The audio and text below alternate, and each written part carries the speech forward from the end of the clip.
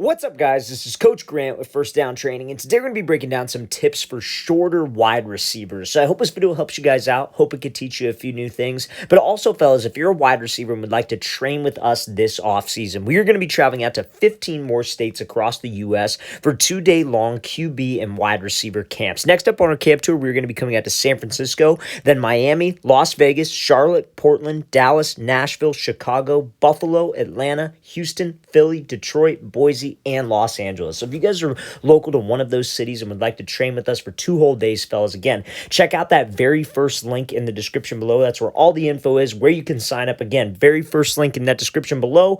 Let's get started with this video. So now, if you're a shorter wide receiver, usually what you're going to get from DBs is you're going to get a physical look right up on the line of scrimmage where they're going to try to get hands on us, disrupt the timing with the quarterback, and pretty much just knock us off our game because we are smaller than them. Especially if you're playing out of the slot, you got a physical man coverage like nickel defender, linebacker, strong safety rolled down. You have to get used to this type of coverage. So how can you beat this type of coverage? And this is what we're going to go over in this example here. So this wide receiver showcase is a great example of a lateral release. So this is something that we don't talk a whole lot about, and that's making some guys miss laterally off the line of scrimmage. So whenever we come up and press, there are 2 things specifically that we want to identify in a DB. We wanted to identify his leverage, which is essentially his shade, right? Is he shaded to the outside, which means is the middle of his body even with my outside foot? Is he shaded to the inside, where is the middle of his body even with my inside foot, the foot that is up? Or is he just lined up straight in front of my face? And then the second thing that we were looking for is the distance between the 2 of us. That's how you come up with your plan of action as a wide receiver in terms of what release you choose and the release that you want to go with. So in this specific example, we see that this DB is head up. He's right in front of us, and we don't have any room to breathe. So we don't need to close any distance with him. We don't need to attack a leverage. If we're running this quick slant, we just simply have to make him miss to the outside, get him off his platform, and be able to win on this slant route, which so many shorter guys have to focus on. So again, like let's say for example, you had to run like a fade route, right? And this DB was lined up inside shade, but let's say also he was about 2 yards off. You would try to attack him to the inside, obviously, to try to move him, but you'd have to close the distance, right? If there's any type of space between you and the DB, you have to close that space. But when he closes the space, he brings that line of scrimmage like right to us. We just have to make him miss lateral. So when we are trying to make a DB miss lateral, it is very important that we think of the release like 3 driving lanes, especially when he's in head-up press. So when this DB is in head-up press, if we want to try to get him to move to the outside to create separation from me inside or vice versa, you actually have to step outside of his frame. Now you want to do that laterally because if you step vertical, you're going to be running into contact with the DB. And as a shorter guy, we're assuming you're maybe not as physical, not as strong as some of these bigger linebacker type guys. So when you're doing your release, you want to make him miss lateral. Like we said, keep as much space as we can, but let's step outside of his frame. If we could step all the way into this far right lane,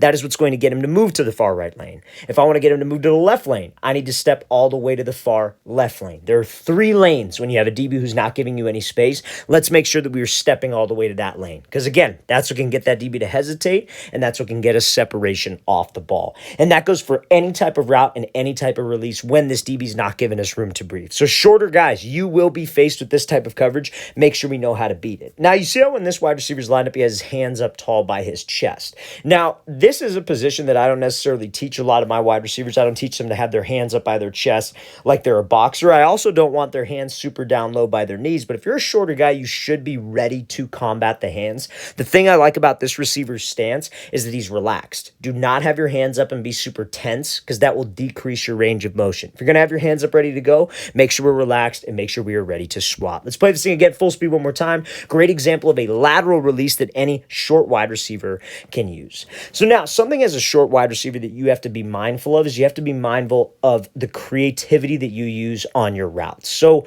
what do I mean by that? I mean that like you're not going to be able as a shorter guy to get away with just running around dudes, just muscling guys, just trying to get over the top, running right into their leverage, absorbing the contact. Guys, you have to make DBs, linebackers, defenders miss when you are a shorter guy. You got to understand, our game is not going to be hand fighting. Our game is not going to be being physical. Our game is quickness and also football IQ. That's how you add creativity to your routes. You have to know what to do before actually even executing it. And then you got to have the skills, the quickness, the agility to be able to execute the move. So this wide receiver is going to be running a 10 to 12 yard dig versus this inside shade off man coverage look, right? So this route is right into the leverage of the DB. A lot of bigger, stronger wide receivers, what they could do is they could just stem to the inside, step on the DB's toes, absorb some contact, and just break to the inside. Shorter guys, we cannot do that, because if we do that and he gets hands, we're going to be knocked completely off balance just because we are not as big as the guy that we're going up against. So we need to make him miss, like we said.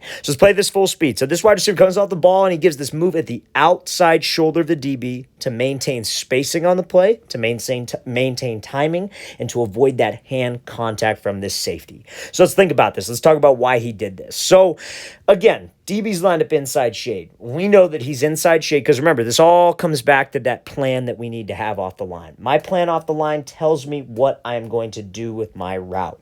He's inside shade. We know. Trying to take away the inside. How close or how far is he? He's about maybe 10 yards away. My break point is at 10, and he is sitting right at 10. So I know if I try to stem him to the inside, he's probably going to keep his leverage, and then I'm going to be running right into him, which is me not avoiding contact. As a shorter guy, maybe avoiding contact isn't the best word to describe it, but you don't want to seek out contact. Let's put it that way. So instead, he attacks this DB's outside shoulder and his outside hip. Because when you attack the outside shoulder and outside hip, again, it is still man-to-man coverage. He is still threatened by one specific route, and that's going to be a fade route, or it could be even an outside breaking route. Because when he's inside leverage, he's got a lot of space to cover over here, especially when it's off man. So he comes up, he attacks the outside shoulder, and you see how he gives his move to the outside. Hips, shoulders, stepping outside the frame. Everything about this move up top is selling like he's going to the outside. He makes that DB miss to the outside. And again, he's able to get that separation without running into him, without absorbing contact. You have to play smart as a shorter wide receiver, a smaller wide receiver. Even if you're just on just the skinnier side of things, you have to play smart. Contact is not our game. Football IQ and quickness is how we're going to create separation and make big plays. Let's watch the thing again, full speed one more time. Great job by this wide receiver attacking the outside shoulder so he can maintain spacing and maintain timing. What do I mean by spacing also, fellas? One last thing. It's like if you're out of the slot, for example, and like let's say, you're out of the slot right here. Let's say this is the outside receiver running a post and you have to run a dig. And then like let's say the slot on the opposite side of the field is running like some kind of like hook route or maybe even a drag. If you get rerouted way to the inside and your stems over here, you're running into other routes on the field. That is poor spacing on the play, and we cannot have that happen, especially being on the undersized part of things. Guys, if you're undersized, you got to understand your coaches are looking for a reason to keep you off that field because you don't fit the mold. You're not the typical 6'5" wide receiver that could jump out of the gym and catch it. Maybe you can catch everything, but you're not a jump ball guy. You don't pass the quote unquote eye test, right? So they're looking for reasons to keep you off the field, and running poor routes don't let that be the reason that they keep you off. You don't want to give them any reason. Hands, speed, quickness, football IQ, everything should be top tier to keep you on that field. Now, what's another thing that shorter wide receivers need to do, and that's what we're going to be discussing in this example. And honestly, that's going to be being creative with their press releases. Now, we talked about, being creative at the top of the break, knowing how to structure your routes. But this is an example of a shorter wide receiver pairing his releases together with a fade release. And that's something that so many short guys don't do because, again, remember, we rely on our quickness and our agility. This DB's off, right? He's maybe like 2 to 3 steps off or 2 to 3 yards off. This receiver's got to run a slant route, right? We very easily could just, run at him and break to the inside, but we're going to absorb some contact. That's not our game as a shorter guy. What we beat him with is football IQ and quickness. So let's show this example. So he comes off the ball, he does a little slide to the outside into a diamond release and is able to get separation on that slant. Guys, this is all built off of creativity and quickness. Has nothing to do with his size, has nothing to do with him being physical. It's playing mind games with the DB, and that's what we have to do if we're on the smaller side of things. So let's watch what he does here. Again,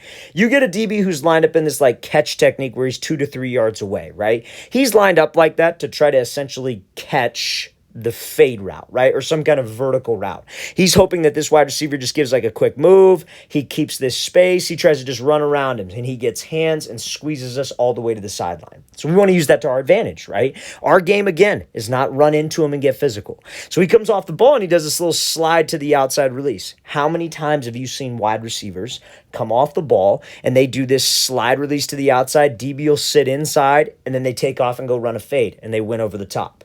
You see Justin Jefferson Jefferson do it all the time. Devontae Adams do it all the time. You see plenty of receivers do that type of release. So this receiver's smart. He's pairing those releases together. He slides to the outside, and instead of just off the ball attacking that outside shoulder and hip, he slides, then he goes 1, 2, 3, making it look like a fade, selling with speed, selling with full stride, his hips and his shoulders. Everything about this looks like he's running deep, and that's what gets that DB to flip his hips, and ultimately what gets him separation on it. It's not about him being physical. He's not running into contact. He's not absorbing contact. He is using his quickness to his advantage. That's what you have to do if you're a shorter wide receiver. Let's play this thing again, full speed one more time. So we talked about top of the route. Now this is a way you can do it off the line of scrimmage if you got to run that slant route.